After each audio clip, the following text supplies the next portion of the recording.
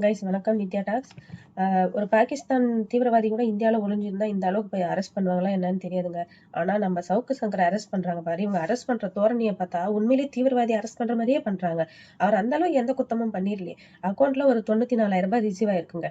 இதுக்காக இந்த மனுஷனுக்கு அத்தனை போலீஸ் ஃபயர் இன்ஜின் எல்லாம் வர வச்சு கதுவை உடைச்சு போய் அரெஸ்ட் பண்றாங்க.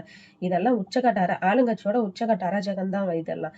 சத்தியமா முடியல. யாருமே இதை எந்த பத்தியுமே பேசவே, ஆளுங்கட்சியை பத்தி ஒருத்தர் கூட வாயை திறக்கக்கூடாது. அப்படி திறந்தோம் வாயிலே மிதிப்பட்டு சாக வேண்டியது, இல்ல பொய் கேஸ் போட்டு உள்ள போடுவாங்க. கரூர் இன்சிடென்ட் அப்போ கூட ரெட்பிக்ஸ் யூடியூபர் ஃபெலிக்ஸ் ஜெராட் இவரு டிஎம்கே பத்தி ஆளுங்கட்சியை பத்தி ஏதோ பேசினாருன்னு சொல்லி உடனே அரெஸ்ட் பண்ணாங்க. அரெஸ்ட் பண்ணி கையிலயோ எதுலயோ ஒரு இடத்துல கட்டு. ஒரு 4-5 பசங்க ஏதோ தப்பா பேசினாங்க போல.